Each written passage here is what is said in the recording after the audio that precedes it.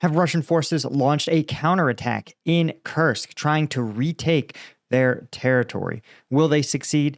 And more importantly, what is their strategy? I'm Paul, U.S. Army combat veteran. Let's talk about it.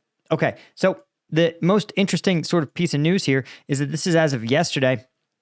We're showing a significant portion of the area around Koronivo as now contested, as Russian forces attempt to drive to the south of the town. And you could see in the last 24 hours, Russian forces have also continued their offensive action near Donetsk. So it's a sign that Russian forces, while they've slowed a little bit around Donetsk, as we talked about, Russian forces still have enough to keep up some level of offensive action in Donetsk while still making some progress in Koronivo, right? Trying to retake Kursk. And this is essential, of course, for Putin because it's just been so incredibly embarrassing for him to have Russian territory seized by Ukrainians. And it's really forced the Russian public and allegedly the Russian oligarchs to reevaluate whether or not their support for Putin in this war has been worth it. Now, before we talk in greater detail about the exact structure and capacity of this Russian counterattacking force, I wanted to mention that if you want to support the channel and keep me independent, you guys know that the Russians have routinely been buying influencers. I'm not for sale, and I never will be, but I can stake out these kind of positions because I have you guys supporting me. So if you want to support what I do, Combat Vet News is the place, right? Today, we're dropping some uncensored combat footage from this counterattack, and that's going to be for members only. So the specialist tier will get you access to that and dozens of other uncensored combat footage analysis. Lieutenant tier will get you that, plus access to the weekly Q&A. And finally, the Colonel tier will get you by name shoutouts and more. So all in all, you definitely want to check out combatvetnews.com. Link is in the description. Okay, so this is from ISW. Russian forces beginning counterattacks along the western edge of the salient Kursk Oblast. Now, Russia claims to have seized up to 10 settlements. I feel like that might be a little generous here, given that there's nothing actually in this contested zone. But again, maybe they are arguing that some of the settlements in this sort of contested region are now Russian controlled, or it could just be straight up Russian lies. Russia could literally just be saying things that just straight aren't true. But Deep State uses geolocated footage to make these kind of determinations. So generally they are able to keep things relatively up to date. To reality. You can see here live UA again showing some of this here.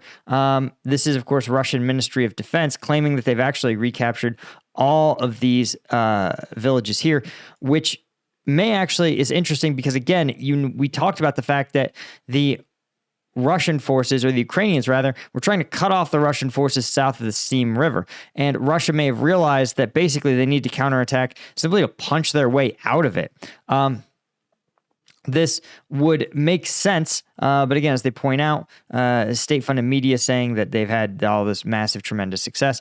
But it does indicate that Russia at least believes it's going to try to relieve these beleaguered forces here south of the Seine. Again, you know that without regular access to food or water, the ability of those soldiers to fight is going to be measured in weeks.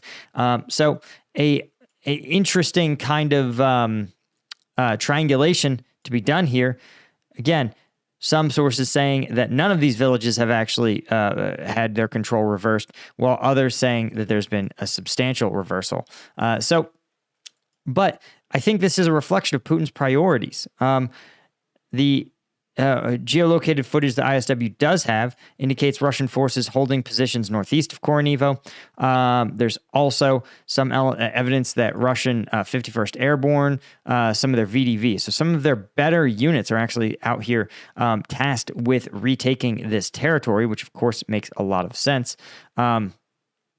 Reportedly, we're seeing company-sized mechanized assaults, which is actually very large for the Russian military at this point. And a sign that, again, Putin really is prioritizing retaking Kursk, finally, right? He didn't want to appear to be panicked or in reaction mode, so he just sort of kept the Donetsk offensive going.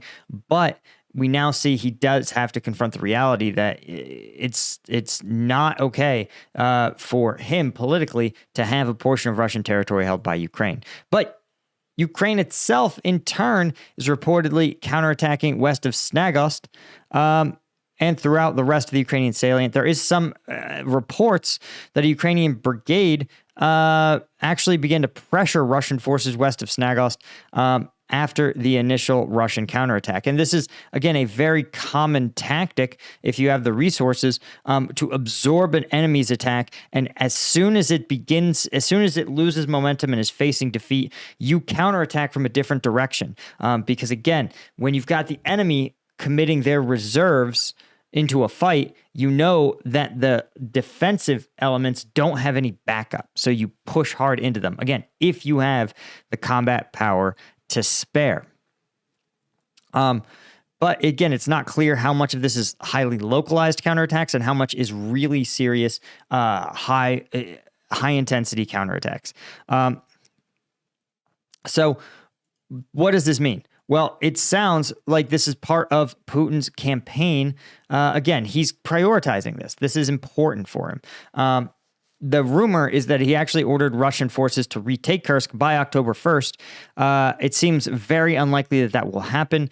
Again, purportedly, they were supposed to take Pokrovsk by the end of September. They failed at that, and they are almost certainly going to struggle to seize this requisite amount of territory in that same time frame, given the fact that for Ukraine, holding this is much more important than defending some of the open fields surrounding Pokrovsk, right? The Ukrainians have been very clear that they're willing to accept a certain level of Russian gain in this sort of territory while simultaneously committing to holding Kursk. So that's all I had, guys. Be sure to hit that subscribe button. That makes a difference for me. And a huge thank you to our Colonel tier members like James Sterling, Steve Moran, Doug Beck, Alan Knudsen, Bastian Himmerling, Brian Kelly, Dale McCombs, James Zola, and Henry Roussier. Thank you to all of our Lieutenant tier members. I really could not do this without you guys. I appreciate you so much, and I'll see you in the next one. Cheers.